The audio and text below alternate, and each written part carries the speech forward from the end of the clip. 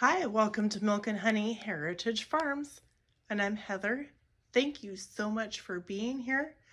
Today we're going to do a video on Cozy Fall Soups 24, and I hope that you check out every channel all the way through the end of this month of November.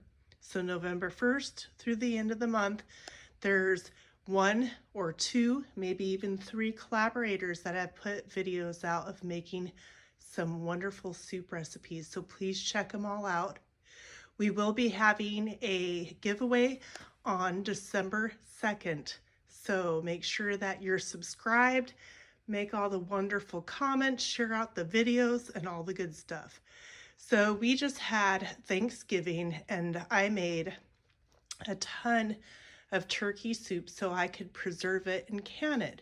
So what I have right here is a Presto canner, and I thought maybe I would show you that process. And it belongs with soups, so thank you for being here. So what you want to do is, first of all, you want to make sure that you have some kind of a grate or rack down on the bottom, whether you're pressure canning or water bath canning. You don't want your jars directly touching the bottom of your canner. In a water bath canner, you can put like a towel on the bottom if you don't have a rack, but they're fairly easy and not very expensive to purchase. Just make sure you get one that fits the circumference of your pot.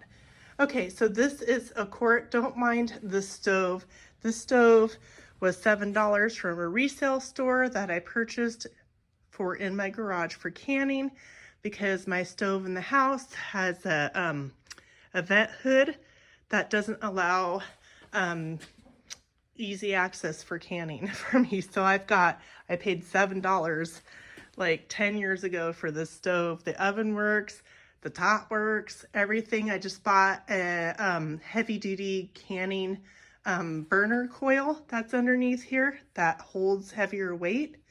So that's an option to get from a canning store. So we're gonna put 3 quarts of water, and I'm gonna turn my heat, and it'll vary for everybody's different stoves, how warm it cooks. But I'm gonna go about 5 for now, just to start keeping, this is warm water, by the way. So if you're canning, whatever you're putting in the jar, so if it's warm, something warm that you're putting in here, you want the water in your canner to be about the same temperature as what's in the jar. So if it's cold, you want this water to be cold. If it's warm, you want that to be warm. Otherwise your jar can break, or you can get siphoning, which means you'll lose some liquid. So I don't have a sink in my garage. I have a sink near my garage, but not in my garage. So I have a pitcher that I brought in to use, and I'm doing this one-handed, so mind me if I'm taking too long. So again, 3, and you can already see a line. Excuse me. By the way, this Presto canner I got from a thrift store for what was it, 12 bucks, and it had the box and the instructions and everything with it. One thing you do want to check when you're buying a used canner, whether it's water bath or a pressure canner, is you want to make sure that the bottom of your can isn't like bowed or anything. You want to make sure that it's flat and straight, and also that the lid that goes on top sets nice and flat. Okay, so that's all I'm going to do. Is I'm going to do that. I'm going to bring you in the kitchen and show you how I put my turkey soup into the jars and what entails that, and then we're going to stick it in here and let it do its thing. All right, so here I have my kettle of my turkey soup. It's nice and hot.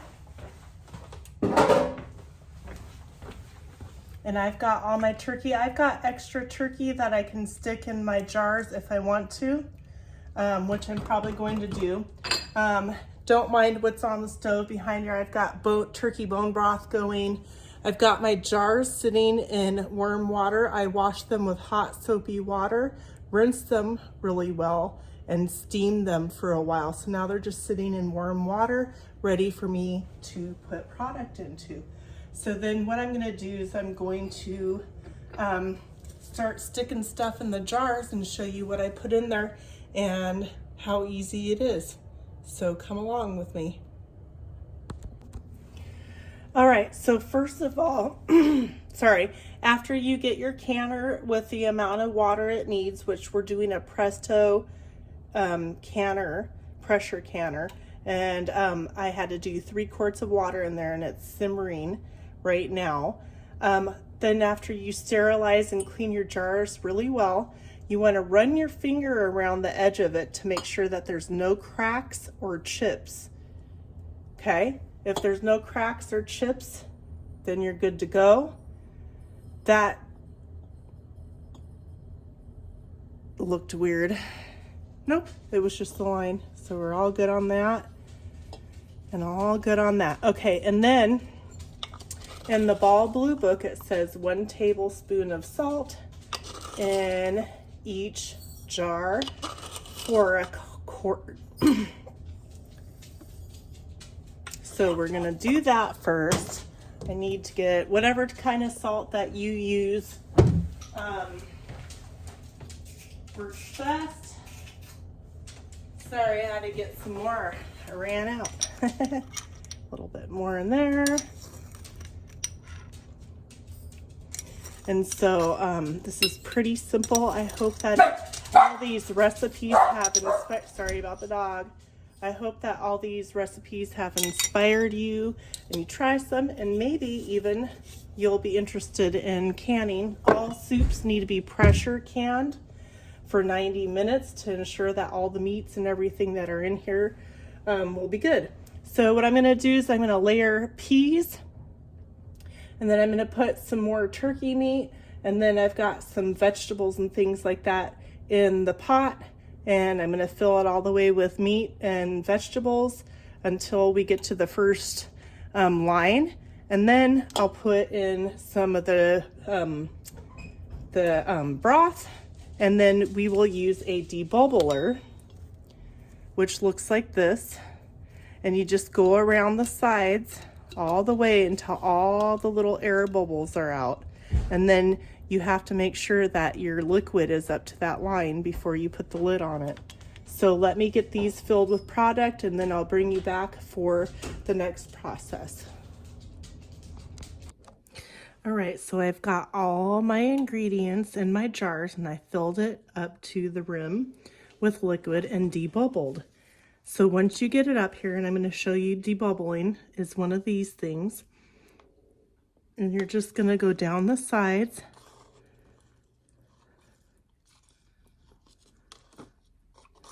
See how the bubble, I hope you can see that, how the bubbles go. Get in the middle a couple of times just to get the air out, the air pockets. And then I saved another jar. I went ahead and went forward with the other ones, but I wanted to make sure that I showed you guys this. So the debubbling process.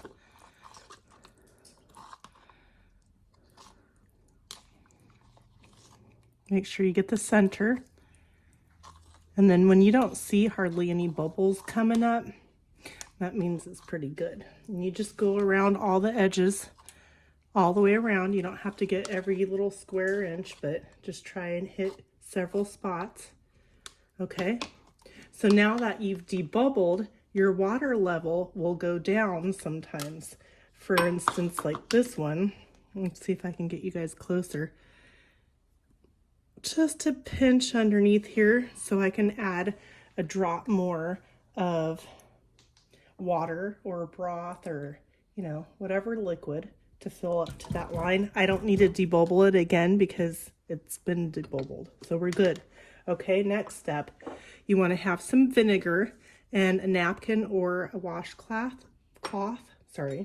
and you'll go around the rim and wipe it clean of any grease, particles, oils, fragments of seasonings, whatever, right?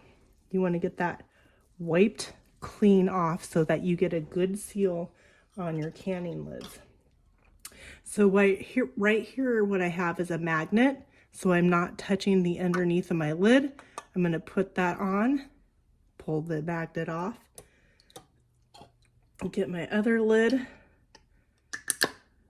put that on, and then when you're going to put your rings on, which these are your rings, you're going to do it finger tight. So that just means you go around and you have to hold the jar, and if it's too hot to hold, you can use a hot pot pad, and you just go finger tight. You don't wrench it, just until it's like that. Does that make sense? We'll do the next jar just in case. So I got that on there. It's all cleaned with my vinegar. Make sure you do that. Put your ring on.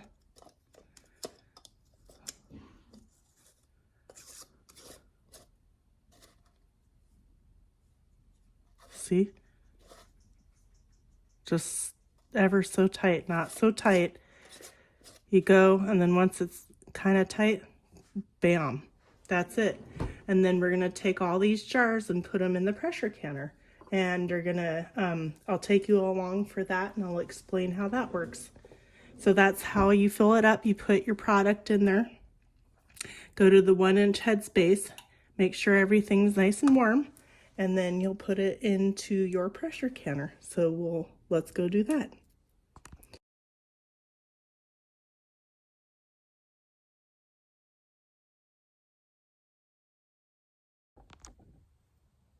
Okay, I know that it's kind of dark, so I've turned my burner up to a medium heat. You do not want to go on high. The reason why is because you might have to gently reduce your heat a little bit, and I'll explain that once I get the lid on. So I've got my warm jars going into my warm water, and there's these little gripper thingies that you can purchase. I hope you can see that. Anyways, whoop, almost lost you there. So you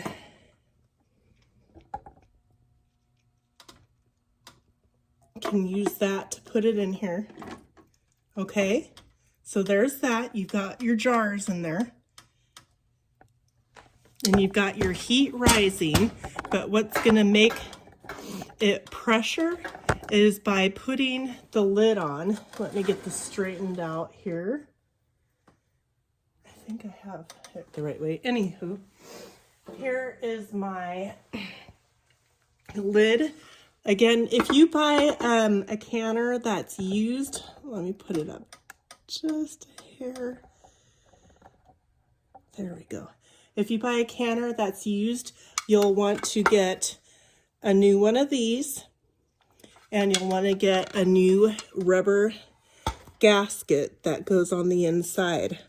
You can take your lid in, or you can take a photograph of your lid. So there's these little notches on this Presto canner that some of them are a little bit different sized.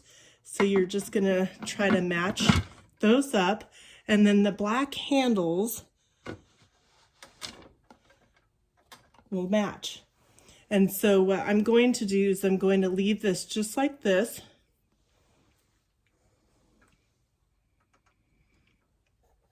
As my heat's building up, it's building pressure inside this canner. And then I will put a pressure gauge, and the poundage will depend upon your elevation. Now your elevation will be depending upon where you're doing your canning at. So you'll type in what is my elevation for canning and put your zip code in, and it'll tell you. So for my elevation, I need 10 pounds of pressure.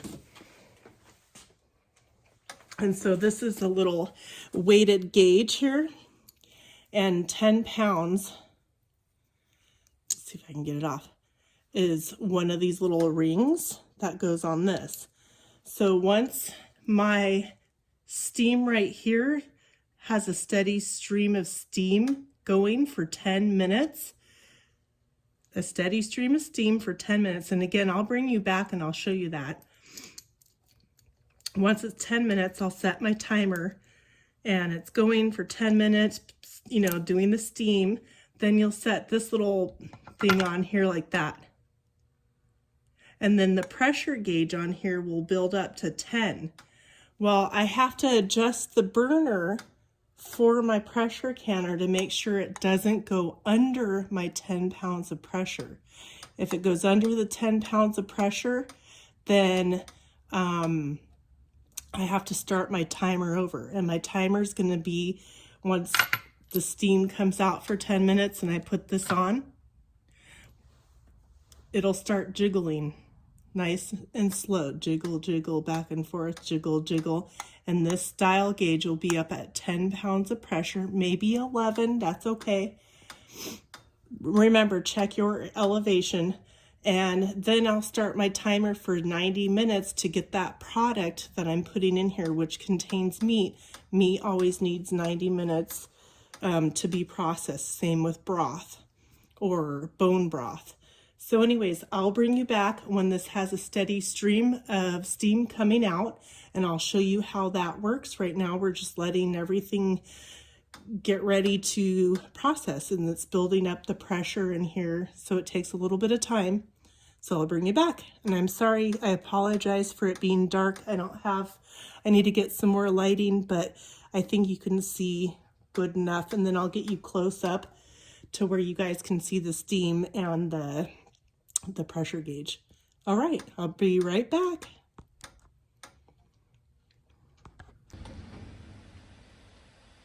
Okay, you guys, don't mind the top of my canner. It needs to be cleaned off, but do you see that steam starting to come out? Just a little bit.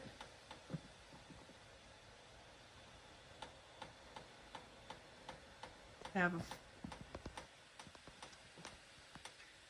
have a flashlight here, so let's see if I can, there we go. See it?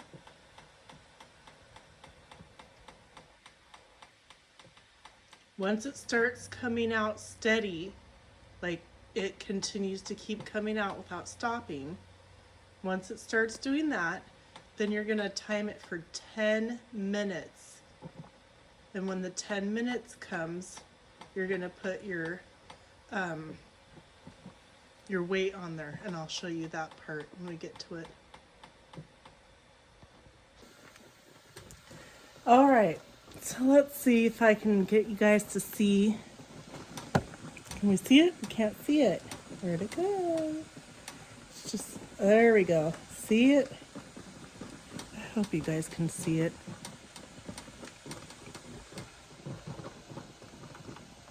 You time that for 10 minutes, okay?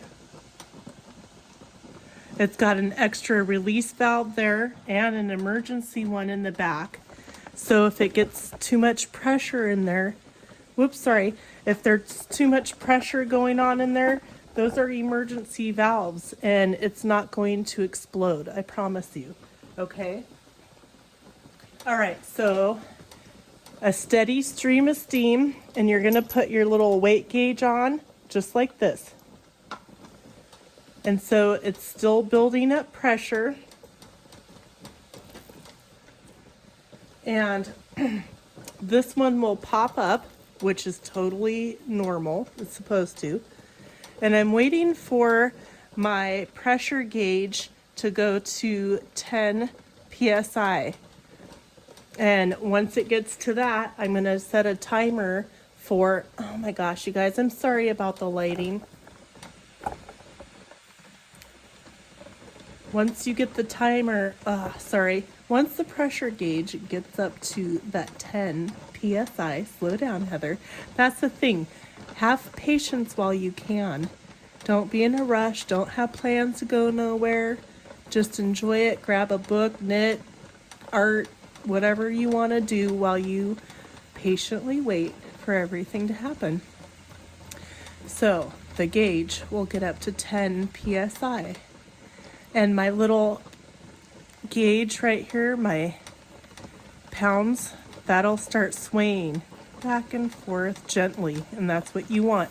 If it starts going way too fast, you're gonna go to the dial on the back of your oven and turn it down a pinch. Because remember, like I said, if you turn it down too fast, you're gonna lose that pressure and have to start your timer all over again for the 90 minutes that you need for canning.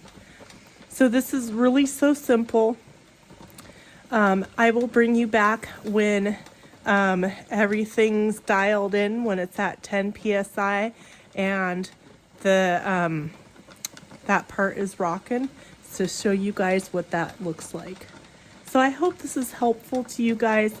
I'm trying to explain it to you the best that I can without, you know, overrunning my words and all that. But please don't be scared. It's quite simple. You just follow the instructions, and like I said, be patient and have something to do while you sit and do another project. But so that little pressure release valve is going to pop up eventually here, which we want. So that's fine. So I'll bring you back when everything starts going.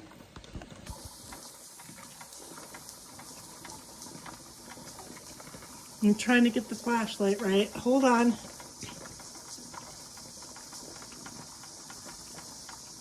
All right, so can you see that that little valve has popped up? My pressure gauge is at 10 pounds of pressure, and this is going to start rocking. So when it's a steady rocking, again, 10 minutes you count when she rocks for 10 minutes steady, and then you set your timer for 90 minutes. You're going to want to make sure that pressure gauge stays at whatever your elevation pressure is. Yours could be 10 or 15, so you got to check that and make sure that mine is 10. If it hits 11 or 12, I'm okay. If it starts going higher, I'm going to turn the dial on the burner down just a hair, because you don't want to do it too much, because then you have to start all over again. See how it's starting to rock? It'll get a little bit faster. See how she's rocking? Rocking around the Christmas tree. Have a happy... Oh, sorry. Anyway, so just have fun with it. Be patient. I'm going to wait 10 minutes, and then I'm going to start my timer for 90 minutes. And when that's done, I will bring you guys back and show you how to make sure everything's good and how to take your lid off properly. It's pretty easy. I will attach another pressure canning video on the end of this one in case you want to watch it again. And again, if you're feeling uncomfortable, watch them a few times. Watch several other, you know, canning videos several times. Some people do things right, some people do things different, and some, you know, you just have to, you know, do what works best for you, and also follow the directions in the ball canning book. Okay? So I will bring you back in 90 minutes.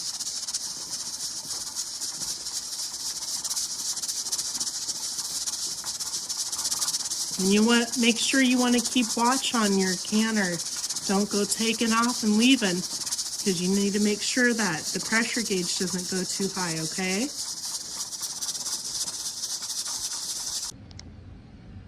All right, you see what's happened here? The weight stopped jiggling, the pressure's down to 0, and the valve has dropped down. So now we're gonna take the lid off, but we're gonna take it off carefully so that you don't get steamed in the face. I guess is what you would say. Anyways, so let's get to that part. We're almost done. All right, so once it stops shaking, the PSI is at 0, and this little valve is down. Now this is on the Presto canner. You're gonna turn the lid so that you can pull it off, but you're gonna wanna pull it away from you so that the heat comes out the back side and not in your face. Just like that. And then you set this aside.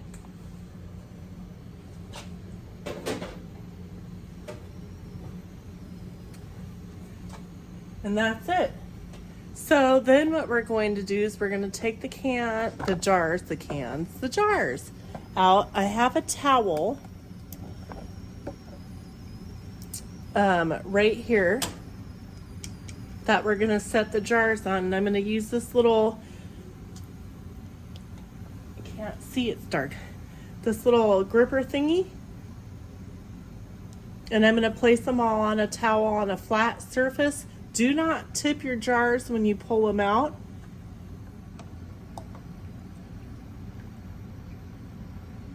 See? Don't tip it, just keep it straight up and set it on a flat surface on top of a towel. And you'll get them all out. And set them on that towel. And then you're going to put a towel over the top of them. Just lay it loosely on the top. Look at that, still bubbling. It looks like most of the jars are already sealed. There's a little bubble that's on the top. Let's see if I can get a good view of this. The little bubble in the center of the lid should be down. If it's up, it hasn't sealed, but you don't need to worry about that yet because we're going to set them on the towel for 24 hours, one full day, to make sure that everything has time to cool off and properly seal. Now remember, when you pull it out of the canner, don't tip it, and just set it down on the counter.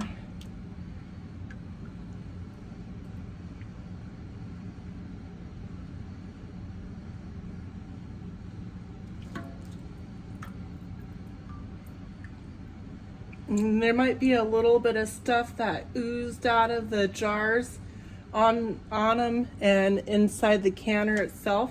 That is perfectly fine, because tomorrow, 24 hours from now, these jars, I'm trying to get good lighting here, you guys. I apologize.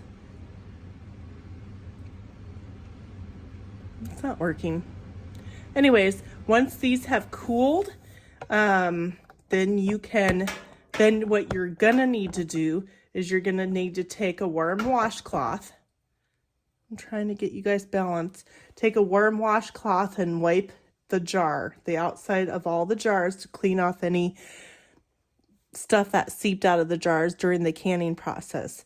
And then this ring right here, you're gonna remove them, because if you leave them on, condensation, which is water, might build up around there, causing this ring to rust. And then if it rusts, then it'll be hard to get off. So again, we just set them on the counter and they're all bubbling and everything. And I'm going to put a towel on the top of them to let them slowly cool off all night long. And tomorrow they'll be ready to be washed off, the rings taken off, and stored in your pantry. And that's it. I hope this helps somebody. I know it's a long video, but that's just how it has to go. Anyways,